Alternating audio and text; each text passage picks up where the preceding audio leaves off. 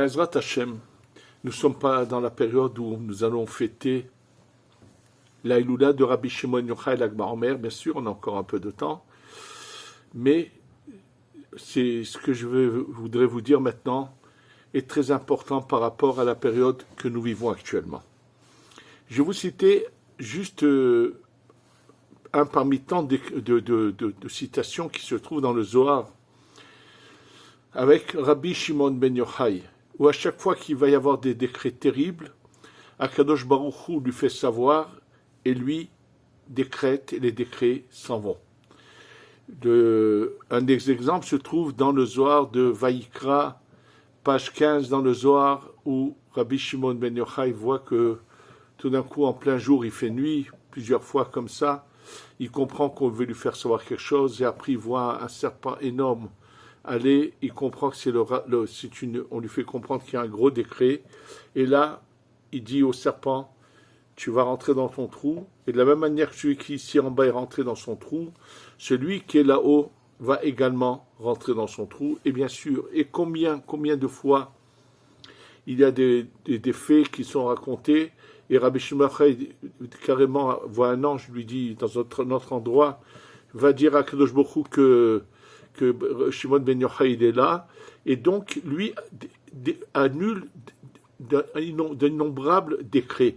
Pareil avec son élève Rabbi Yitzhak, qui devait normalement quitter ce monde, et va finalement lui décider que non, c'est pas le moment, il doit rester encore, et demander à ce qu'on le laisse en vie jusqu'au jour où Rabbi Shimon ben Yochai devra quitter ce monde, et finalement c'est ce qui se passe. Et je vous dis, c'est pas que bon, ça je vous dis sur Rabbi Shimon ben Yochai, mais il y a encore beaucoup d'autres faits racontés dans le Midrash, dans le Zohar, dans plusieurs endroits où on a vu qu'il y avait des tzadikim, ou même des fois des gens qui ont vu combien de fois leurs ennemis tombaient devant eux sans leur faire le moindre mal. Comment peut-on arriver à la même situation aujourd'hui? Et pour cela, je vais vous lire ce passouk qui se trouve dans Paracha de Kitavo, dans le Sefer de Devarim, le chapitre 28, 10e verset, c'est marqué comme ça. Vera'u kol amei haaretz, ki shem Adonai nikra alecha v'yar'u mimeka. Ils verront, les peuples de la terre, tous les peuples, que le nom de Dieu est appelé sur toi, et ils vont te craindre. Ça veut dire qu'ils vont avoir peur de toi. Et bien sûr, la Gemara dans Berachot, la Gemara dit que de quoi il s'agit?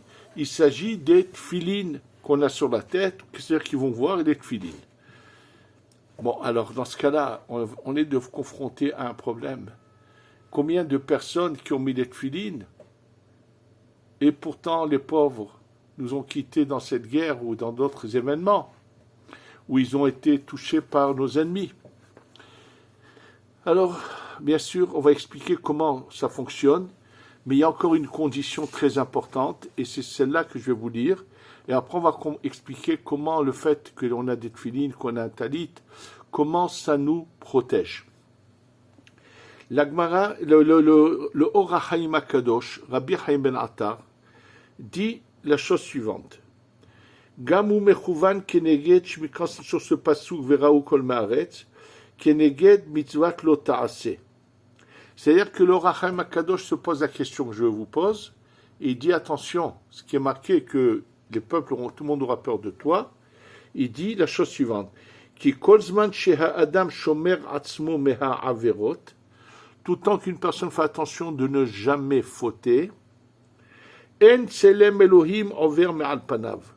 Le tselem Elohim, on va expliquer ce que ça veut dire le tselem de Dieu, que ça veut dire, on va l'expliquer tout de suite, ne quitte pas son visage, vechol hanivraim, et tous les créatures, Adam ou Behema, aussi bien les hommes que les animaux, Misdar Zerim, Mimenu, ont peur de lui. Machen Ken, Ametaev Maasam Marvim lo Tselem. Par contre, celui qui faute, le Tselem s'en va, il n'a plus cette protection. Ce sont les paroles du Or HaChaim. Et maintenant, on va expliquer ce que tout cela veut dire. En fait, ce qu'il faut savoir, que lorsque nous appliquons les mitzvot, on fait descendre des lumières d'en haut. Et on va commencer par parler de certaines mitzvot, comme celle des tefilines et du talit. Alors, il faut savoir que dans les mitzvot qui viennent d'en haut, il y en a qui font venir en nous une lumière qui va être à l'intérieur. Il y en a qui vont faire autour de nous une sorte de lumière protectrice. Alors, le talit, ça s'appelle Or Pnimi et Or Makif. Sachez que on ne met pas des boîtiers sur la tête avec dedans des compartiments et de parchemin si il n'y a pas une lumière spirituelle qui va apparaître au moment où on va mettre ces boîtiers sur la tête. Et je voudrais vous rappeler quelque chose que dans le passé je vous ai raconté et dont j'ai vu moi-même ce qui a été photographié. Ça fait déjà très longtemps qu'a été découvert un appareil très, très sophistiqué, très particulier, qui est capable de photographier la lumière qui se trouve autour de ce qui est vivant. Ça veut dire une feuille sur l'arbre a une lumière autour. Cette feuille, quand elle tombe de l'arbre, cette lumière disparaît. Ils l'ont appelée la ila, la aura, et c'est pareil chez l'homme. Et en fait, l'origine, ça remonte à déjà pas mal d'années. L'origine de cela a été découverte dans un laboratoire en URSS communiste de l'époque, et ensuite développée dans le monde. J'ai même eu l'occasion de voir des livres en anglais qui ont été écrits par des non-juifs là-dessus. Ça les a passionnés de voir ce qu'on a pu remarquer, les différentes couleurs, comment apparaissaient, si la personne elle est dans son état maximum de joie, comment les lumières apparaissent, si elle est dans la tristesse, comment les lumières apparaissent, et plusieurs choses ont été faites. Et ce que je voudrais me concentrer, c'est sur un point particulier qui s'est passé avec cet organisme qu'on appelle les Arachim. Les Arachim en Israël est une organisation qui, depuis des années, prend des gens qui savent expliquer d'une manière au public le fondement de la Torah et de ses commandements, et qui ont aidé des quantités de gens à ouvrir les yeux, à revenir à leur judaïsme, à leurs sources, à leurs origines, et à appliquer la Torah et les mitzvot. Absolument, ça fait des années que les Arachim font des séminaires, des choses merveilleuses. Et d'ailleurs, je peux vous dire qu'ici, au Kollel, un de mes Kollelman travaille avec la Arachim, et de temps en temps, il me prévient, il me dit, voilà, à tel moment, je ne serai pas là, on a un séminaire à tel endroit, dans tel lieu. Et ils ont souvent, ils font attention, des séminaires d'études, où ils invitent les gens à venir s'inscrire dans des hôtels quelques jours, et à différents niveaux, aux gens qui sont d'un niveau intellect pas très profond, pas du tout philosophes, pas penseurs, ou qui n'ont pas fait d'études, et également des séminaires pour des gens qui ont plutôt, eux, ont un certain savoir, dont l'approche sera différente.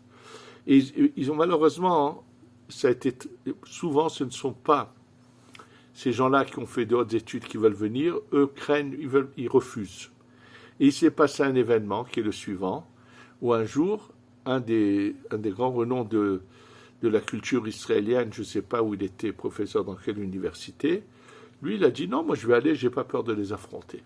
Quand il est arrivé pour le séminaire, alors ils étaient tout contents que finalement il y en a un parmi ces gens-là, qui était un grand renom, veuille bien venir et pouvoir discuter pour qu'on puisse lui prouver l'authenticité des choses. Et là, quelqu'un a eu l'idée de lui dire, tu sais quoi, avant qu'on commence à avoir nos discussions et à te prouver que la Torah qui a été donnée d'Hachem et qu'il faut revenir à ses sources, on va te montrer quelque chose qui est une preuve scientifique sur les mitzvot. Et ils lui ont dit, voilà, tu connais, il y a cet appareil, bien sûr c'est un appareil qui coûte je ne sais pas, mais une très grosse fortune. Les Arachim l'ont acheté. Et ils lui ont dit, viens, on va te montrer quelque chose. Voilà l'appareil, ils lui ont expliqué, ils lui ont montré des exemples et tout. Et lui était au courant déjà. Ils lui ont dit, viens, on fait quelque chose.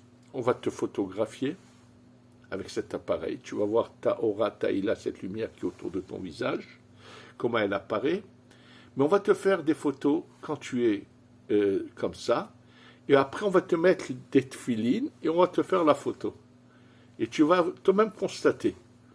Comme il ne croyait pas du tout et qu'il ne mettait pas cette filine, qu'il n'en a peut-être jamais mis, il n'a pas hésité un instant à accepter le test. Et 10 fois de suite, on l'a photographié. On lui a montré la photo sans les tefilines. On lui a mis les tefilines, on lui photographie, on lui montre, il voit la différence, est énorme.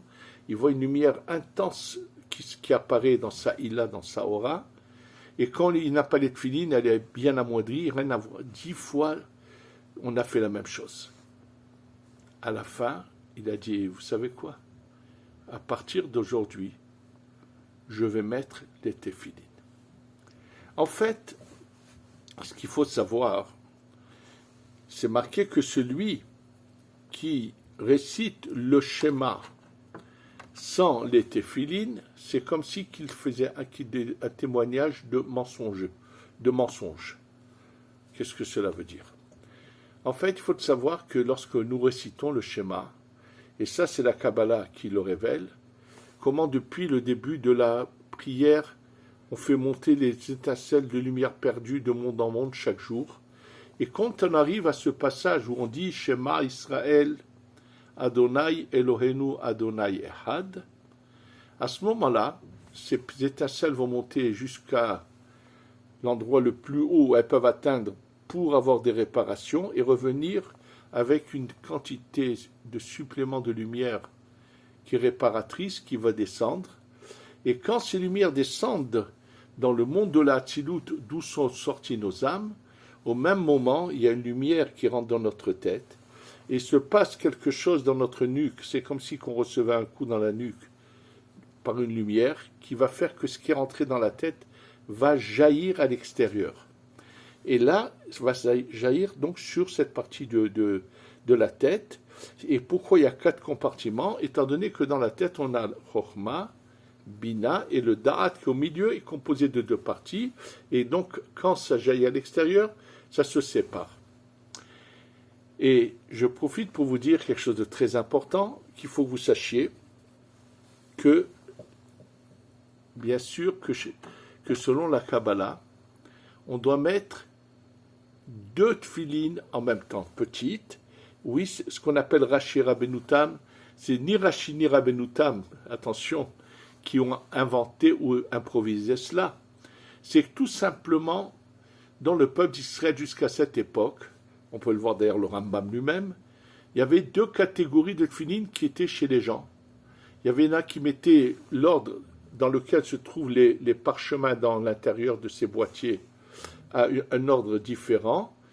Et il y avait deux parce que puisque c'est dans les 4 boîtiers, il y a la parcha de Shema Vehavta et Vehaya, et après Vaidaber Hashem Gadeshli Kol Bechor Vehaya. C'est 4 textes différents. Et comment ces textes sont disposés?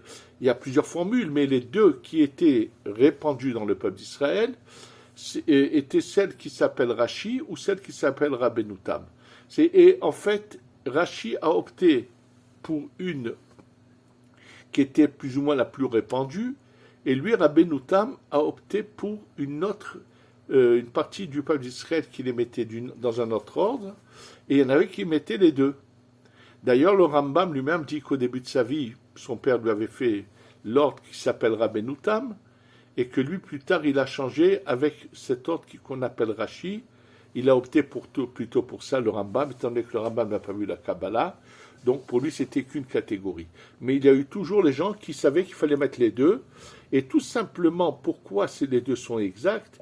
Parce que tout simplement, il faut savoir que les lumières qui descendent d'en haut sont toujours des lumières qui sont accouplées, masculines et féminines, qui représentent les deux premières lettres du nom de Dieu, le Yud et le He, la Chochma et la Bina. Oui, il faut savoir que ceux de Rabbeinu Tam sont ce qu'on appelle la Chochma, c'est qui est plus caché, c'est pour ça que ceux qui mettent les deux tefilines avec la kippa, on recouvre ceux de Rabbeinu Tam seulement, et non pas comme ceux qui décident de tout couvrir. Je ne sais pas d'où ça leur est venu, mais c'est pas du tout la coutume des Mekoubalim, de ce qu'on appelle le Bet El qui était à Yerushalayim, qui sont de génération en génération selon le Rashash et donc selon le Harizal, qui ont toujours mis les deux tefilines, mais on couvre uniquement que ceux de Rabbeinu Tam, alors que ceux de Rashi sont visibles. D'ailleurs, puisqu'on le voit, la Gemara dit que les tefilines qui sont visibles donnent de la crainte à ceux qui les voient. Et donc, en fait, les deux formes de tefilines qu'on met représentent ces deux lumières qui jaillissent ici sur notre front. Et je voudrais aussi vous rappeler ce qu'un jour a dit Baba Saleh, Rabbi Israël Abu Hatzera Zecher Tzadik Shuvracha, à quelqu'un malheureusement qui n'est plus de ce monde, mais que donc Zecher Tzadik Shuvracha, qui s'appelait Rabbi Raphaël Ederi, qui lui m'a raconté qu'après son mariage, il était bien sûr, lui il avait des grandes filines de Rashi, il était donc parti acheter des grandes filines de Rabbeinu Tam, qu'il mettait un après l'autre, et était tout fier, et lorsqu'il allait la fois d'après chez voir Baba Saleh, et il lui a dit, Kvodara, voilà, je viens d'acheter des Rabbeinu Tam, il lui a raconté. Et Baba Saleh lui a dit sur le champ, non, c'est ce que tu fais n'est pas bien, Atta Mafrid ben Alouf le Alouf, tu sépares de choses qui ne doivent pas être séparées, la Chochma et la Bina, et il lui a dit, il les a tout de suite revendus, et il a acheté deux petites filines, d'ailleurs je me souviens, il portait toujours deux petites filines ensemble, c'est bien sûr, selon la Kabbalah, les deux sont justes, et non pas dans le doute, comme le pensent ceux qui font que le pshat, mais nous savons pertinemment que les deux sont vrais et justes, et qu'on doit les mettre les deux ensemble.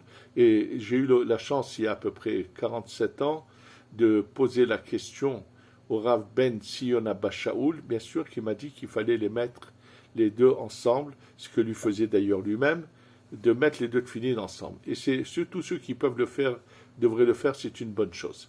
En tous les cas, il s'agit donc d'une lumière divine qui jaillit de notre tête. Et cette lumière divine, bien sûr que le mal la craint. Alors, cette lumière qu'on appelle un tselem, elle s'appelle tselem parce que cette lumière rentre à l'intérieur. Il y a une partie de cette lumière qui n'arrive pas à rentrer, qui reste autour de notre corps. C'est pour ça qu'on appelle ça tselem. Et d'ailleurs, lorsqu'une personne, le tselem de sa neshama reçoit des quantités de tselem supplémentaires par les mitzvot, celui qui a cette lumière sans avoir fauté, sachez que personne ne peut le toucher.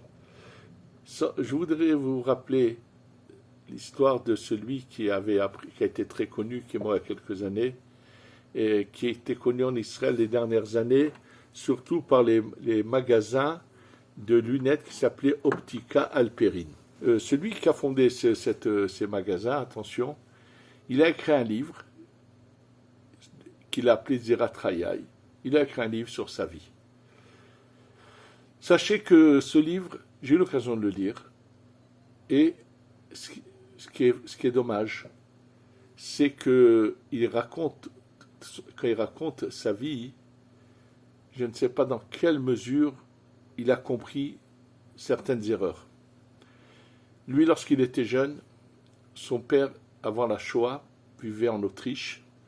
Son père était un homme d'une grande droiture dans la Torah, un grand tzaddik, et qui malheureusement, avant la Shoah, qu'il a combattu, ces demi-pratiquants qui adaptaient la Torah à leur guise comme ils en avaient envie, sont allés manifester contre lui, lui ont cherché des ennuis, mais c'est la pire des calamités, c'est ce que nous vivons, c'est qu'à chaque fois qu'il y a une marloquette, qu'il y a des gens qui cherchent à combattre les prochains, ça nous emmène des malheurs.